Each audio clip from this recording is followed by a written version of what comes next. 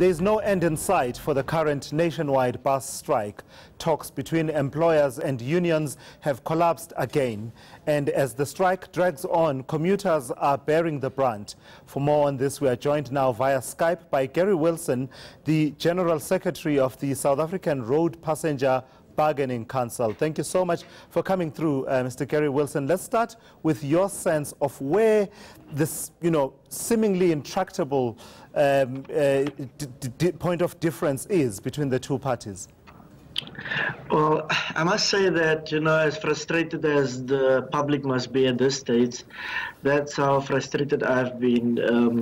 When the parties approached me to convene a meeting, I was really under the impression that they were coming to really seek a solution, only to find out when we got there that in actual fact, the only thing that was on the table was to be discussed is a mediator's proposal. And you can't negotiate when you have a position that you're not intending to make any concessions on. And so we find ourselves at a crossroads once again, where we're not sure how to undo the situation or how to unlock it, because unless parties are willing to make concessions, unless parties are willing to compromise and negotiate, you can't keep on coming back to the table just to repeat what you have been saying in the previous meetings. In fact, my understanding is that you are so frustrated that you've basically come to a point where you've said to the parties, go, work it out, and come back to us when you've found one another. Well, that's exactly, we said that the parties must come back and say whether they want to negotiate, or when they have positions that we can then, see whether they are serious about finding a settlement. To just repeat every time that this is my position and I'm not prepared to move from this position, unless you accept this, there's no movements, that's not negotiations, and it makes the process very cumbersome, and it has serious consequences for the industry. I'm not sure if there's other agendas at stake here. That's at the moment how frustrated I am. Without seeking to get you to, apportion blame on any of the parties, where is this attitude emanating from more than, the other side? Well, as you're saying, I don't want to portion blame to either side. My job is to be neutral, to be facilitating the process. And that's exactly what I've tried to do. However, even with the assistance of the CCMA, we were not able to do that. The CCMA, in actual fact, were accused afterwards of presenting wrong information, which was absolutely wrong. They really tried very hard to get the parties to come together. And to the point they were so frustrated, and exactly as I've said, they have said, go back and reconsider your positions, and once you have reached a point where you are willing to compromise, let us know. So at this stage, I'm waiting for the parties to come back to me and say, this is where we are, this is where we are willing to compromise on, and this is how quickly we can settle this dispute. So there have been, over the last 24 to 48 hours, different reports of, what exactly the sticking points are.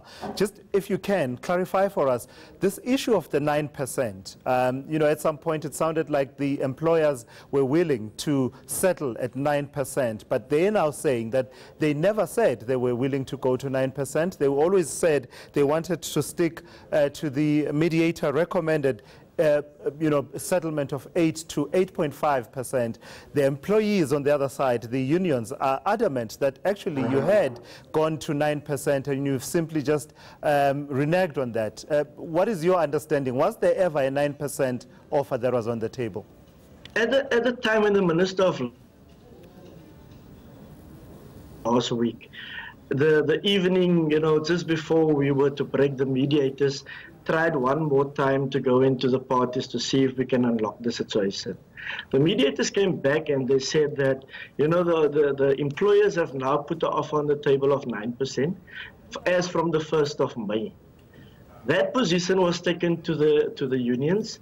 The unions did not want to accept they were not unhappy about the 9%, but they were unhappy about the fact that it was from the 1st of May and not from the 1st of April.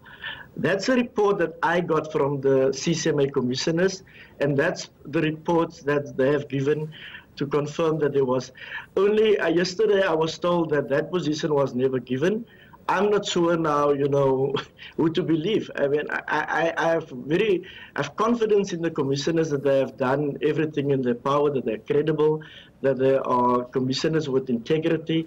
And therefore, when it was given to me as a report, I took it that there was such an offer on the table. Whether the employees withdrew it or whether it was said by the way, I'm not sure. But, you know, I was given a report that there was a 9% as from the 1st of May, and the unions rejected it because, on the basis that they were not unhappy to listen to the 9%, but they did not want it from the 1st of May, but from the 1st of April. All right, thank you so much for those insights. That is Gary Wilson, who is the General Secretary of the South African Road Passenger Bargaining Council, giving us some unique insights there into the negotiations around the bus strike.